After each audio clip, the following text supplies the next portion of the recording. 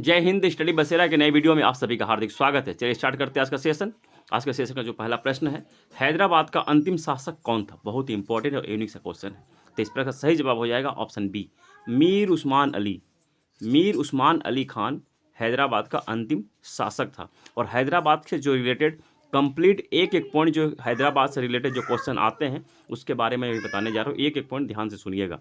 तो हैदराबाद को निजामों का शहर और मोतियों का शहर भी कहा जाता है, और हैदराबाद और सिकंदराबाद को जुड़वा शहर कहा जाता है। ये दो फैक्ट्स अभी तक बताए मैंने, और भी आगे बता रहा हूँ।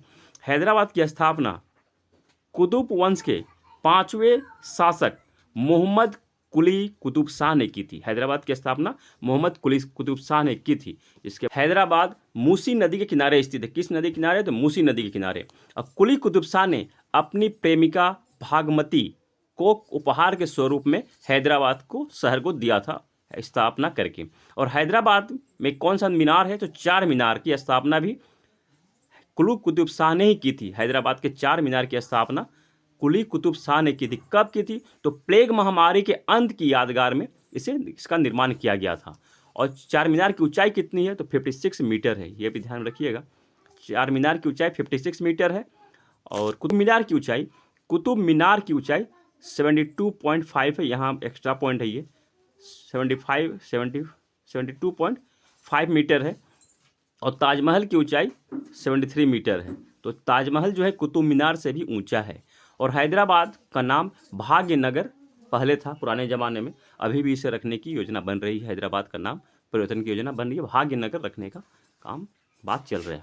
चलिए नेक्स्ट क्वेश्चन देखते हैं। नेपाल की सबसे लंबी नदी कौन सी है? जो भी नेपाल से बिलोंग करते हैं वे तो पता ही। महत्वपूर्ण दिवस किसी न किसी एग्जाम पॉइंट ऑफ व्यू से बहुत ही इंपॉर्टेंट होते हैं। जो भी इंपॉर्टेंट डे हैं जो कि परीक्षा एग्जाम के पॉइंट ऑफ व्यू से इंपॉर्टेंट है, सारे के सारे मैंने यहाँ कवर किया है। प्रत्येक ये कंटिन्यू आपके पास आता रहेगा, डेली के रूप में ये प्रैक्टिस होता रहेगा।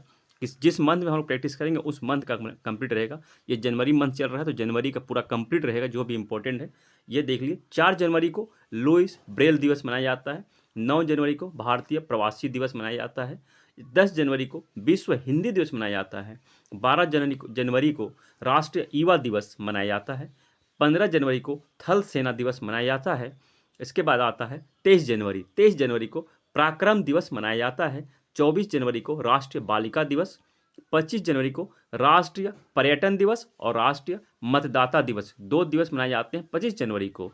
26 जनवरी को गणतंत्र दिवस और अंतर्राष्ट्रीय सीमा शुल्क उत्पादन दिवस मनाया जाता है 26 जनवरी को, 2 दिवस, 26 जनवरी को भी और 25 जनवरी को भी। नेक्स्ट है 30 जनवरी। 30 जनवरी को शहीद दिवस, कुष्ठ निवारक दिवस और सर्वोदय दिवस, ये 3 दिवस 30 जनवरी को मनाए जाते हैं। शहीद दिवस, कुष्ठ निवारक दिवस और सर्वोदय दिवस। इस तरह से जनवरी का कंप्लीट जो इम्पोर्टेंट डे है, जो एग्जाम के पॉइंट ऑफ व्यू से इम्पोर्टेंट है, उसे मैंने यहाँ कवर किया है आप लोगों के लिए। बहुत ही हेल्पफुल रहेगा, इसी आशा के साथ चलिए देखते हैं नेक्स्ट, आगे हम बढ़ते हैं। और यहाँ और एक डिटेल मैं करना चाहूँगा, क्लियर करना चाहूँगा। जो भी डे में हम लोग ये प्रश्न आएगा, जिस दिन हम लोग डिस्कस करेंगे, उस डे के बारे में हम लोग कंप्लीट देखेंगे। जैसे अगर 9 जनवरी होता है या 4 जनवरी होता है तो 9 जनवरी को हम लोग भारतीय प्रवासी दिवस क्यों मनाते हैं इसके बारे में डिटेल देखेंगे। फिर 10 जनवरी को हम लोग उसके बारे में विश्व हिंदी दिवस क्यों मनाते हैं, कब से शुरू किया गया, पूरा कंप्लीट उसके बारे में डिटेल देखें। यानी एक एक डे को हम लोग डेली एक एक पॉइंट ऑफ व्यू से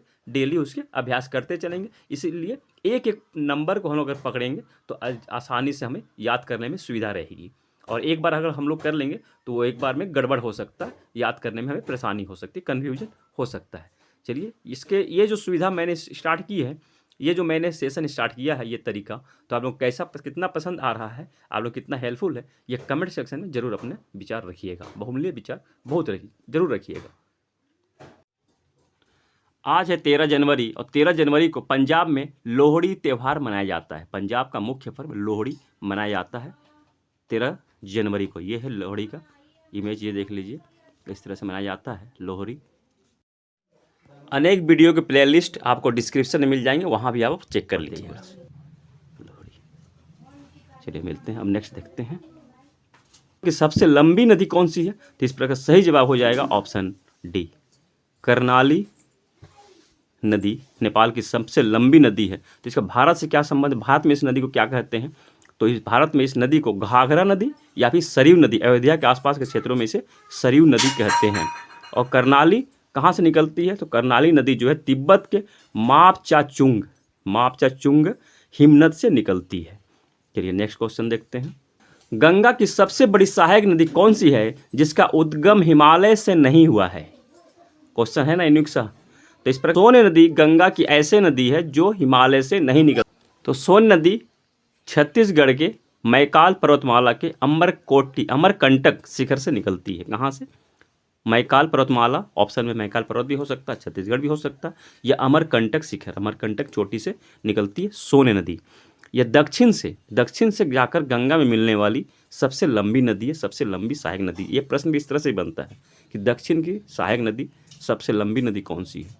तो यह दक्षिण से ऊपर की ओर बहती है और उत्तर में जाकर गंगा नदी से मिलती है।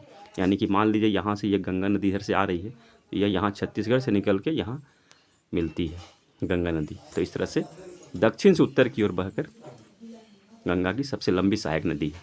आज के लिए इतना ही, मिलते हैं फिर नए वीडियो में। तब तक के लिए जय हिंद, स्वस्थ रहें, मस्त रहें, धन्यवाद, जय हिंद।